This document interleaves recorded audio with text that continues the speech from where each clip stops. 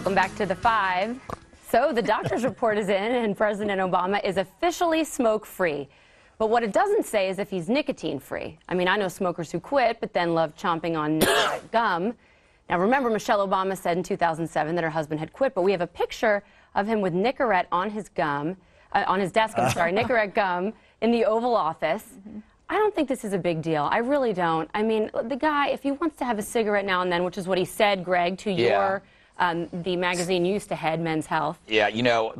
Is this really the priority? Here are two things that are interesting. I think you should let him smoke. Last thing we need is a jittery Obama. It's going to hurt his golf game.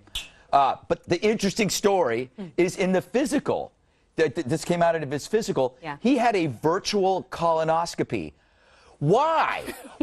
I didn't. Mine was not virtual. He's the first tech president. I can't believe it. That is so unfair. I had a real one. His was virtual. This just hit me. You were the head of Men's Health magazine? Yes, for a brief period of time. You were? Yes. Remember, that's I the thought picture it was of him Maxim. that you like. Well, Maxim was later.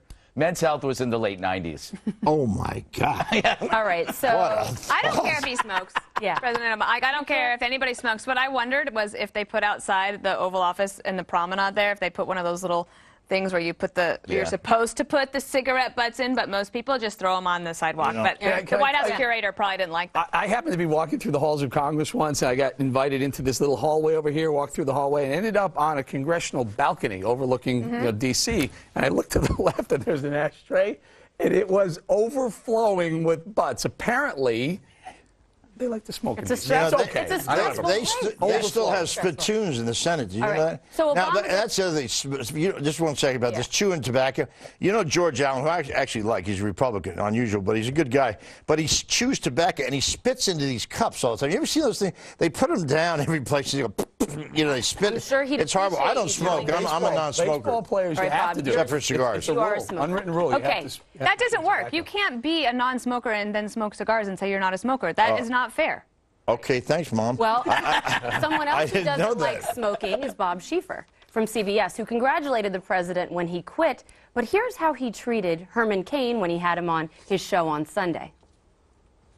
Just tell you, it's not funny to me. Okay. I am a cancer survivor, like you. I am also. I had cancer that's smoking related. Yes. I don't think it serves the country well, and this is an editorial opinion here, to be showing someone smoking a cigarette. And you're the front runner now, and it seems to me as front runner, you would have a responsibility not to take that kind of a tone.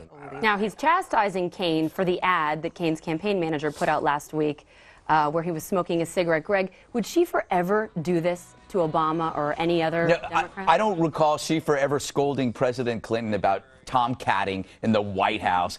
That is just the most self-righteous. Tomcatting. You know what I'm talking about. Oh, you mean whoring? Yes, thank you for translating it into Beckelese. The thing that Schieffer did was that, did you see how his recovery, when he realized that, oh, wait, Cain is a cancer survivor too. So immediately Schieffer says, well, mine was a smoking-related cancer. He has to one-up him. I wonder if Schieffer would ever say anything to, like, the Hollywood producers who produce all sorts of movies where people to get in character are always smoking. Who cares? What does he care? But don't you think there's bigger priorities that he could talk about on a Sunday show besides? You hit the nail on the head. The treatment. It's the liberal media treatment of a conservative. Again, if he does it, it's bad. If we do it, well, you know, do you have to work that into everything? No, but it's true. You work this into going to the toilet. Is it not true?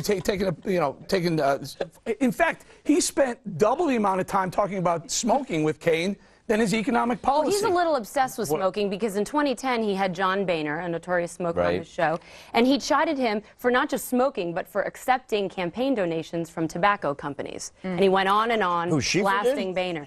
Yeah, and Boehner came back and he said, listen, the American people have a right to make their own decisions. Well, let me just say that the only thing I say in defense of Bob Schieffer is one of the most decent human beings I've ever met in my life. And I didn't know he had cancer, but did you look at the picture of Cain's campaign manager? Now, you talk about a guy who got lost in that show, Lost. Look at him. That dude is I talked to him up in the green room. He's a strange cat. This is a guy who couldn't do campaign commercials for 3 years in Wisconsin. Nobody is not allowed to do campaigns. I mean, that rule is, nobody's ever applied it, so he must have done something really bad. You think someone maybe said that about you one day when you were a campaign manager? That No, well, when I got hauled in front of the Federal Election Commission, they did, but hell with them. All right, we don't want to get into that story. Up next on the 5, a South Carolina sheriff says that all women should pack heat. Andrea, get your gun. Greg, are you going to tell me I should? Well, Yes. you love the idea. He'll tell us why next. Annie Oakley, gun, that's cute. some redneck sheriff from, what's that?